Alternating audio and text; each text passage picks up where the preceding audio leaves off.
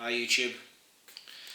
Well, it's winter here in the UK, and what that means for me is wet, cold and damp roads, wet, cold and damp days and a fair bit of wind.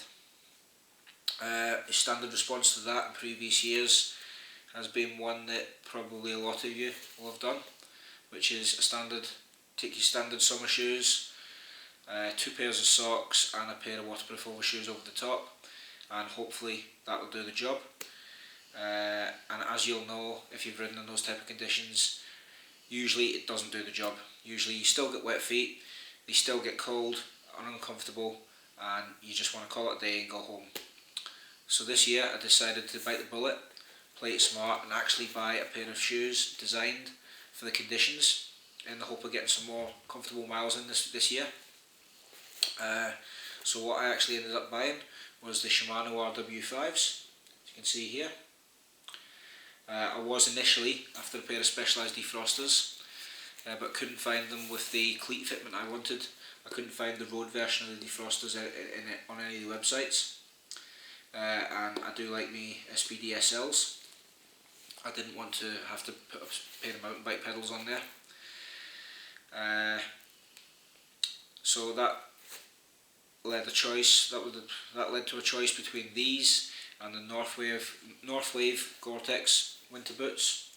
I went for these purely because of price. These were £30 to £40 cheaper, I think, at the time. I paid, I think, around £90 for these. I've just checked Wiggle before making this video, and they're retailing on there at £110 now, so still a reasonable bargain. They may even drop in the January sales if you can hold out that long. I'll get into the performance of them. Right. As for waterproofness, quite good. They have what Shimano call a dry shield membrane. It's a PU upper with a membrane inside and the usual ventilation holes covered up there and there by the sole and by the membrane itself to ensure waterproofness. Oddly enough, you can see that it still has the ventilation holes punched into the upper round the toe box, but the membrane's under there, so it does keep your toes dry. However, I'd like to see that covered up. I'd like to see that gone, as to me it's just a weak point. Perhaps it's there to allow some breathability, but I'd rather have slightly sweaty feet and dry warm feet, because that's why we buy them after all. On the top of the shoe you have this splash guard, help keep the water out further still, and an elasticated neoprene type cuff to seal around the ankle area. As a package it works quite well. It does have some drawbacks. The ankle cuff's always going to be the weak point. That's where your water's always going to enter. Pretty clever stuff, water, and it's always going to find its way down there, especially in heavy weather, heavy rain. If you want to stay really dry, I recommend pairing these up with a pair of waterproof pants that can overlap the cuff. I'd imagine you'd be pretty sorted then for keeping your feet dry. However, for me, the main thing I'm looking for is to keep them warm. I can deal with a little bit of moisture as long as I've got nice warm feet, and up to now these have delivered. Used these in 200km Rodax in the lakes a couple of months back in October, and they performed perfectly. They did wet out. It was a mixture of light rain showers and heavy rain showers all day. I did ride in prolonged rain over the mountains for about an hour and a half, and they did wet out. We did have damp feet at the end of the day, but never once did I have cold feet, which is the most important thing for me. 100% the most important thing for me is nice warm feet, and they definitely delivered. As for keeping your feet warm in cold weather, I've ridden with these down to minus 0.5 degrees, and they were adequate. I'm not going to say they were ideal because I was aware of the cold just starting to creep in, so I think I was on that borderline between comfort and freezing cold feet.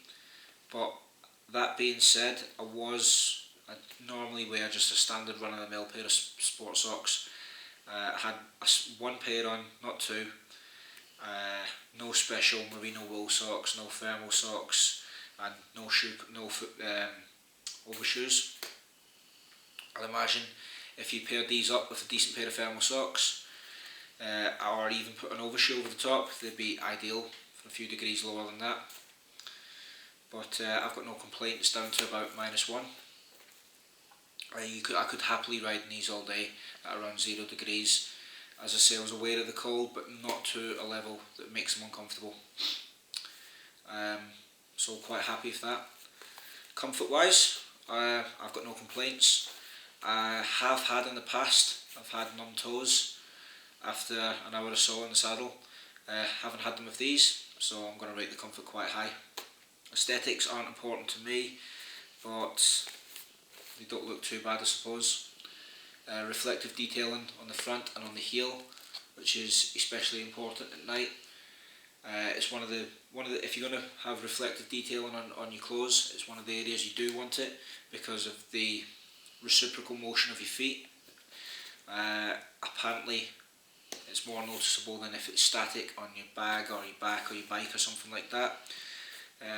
So it's actually quite a clever little detail there. Bad points, the flap can be a little bit tricky. I'll just show you how these fasten up. There's the lace system there. It's basically an elasticated lace with a pull toggle that slides down and secures the laces in place, and then you've got two flaps.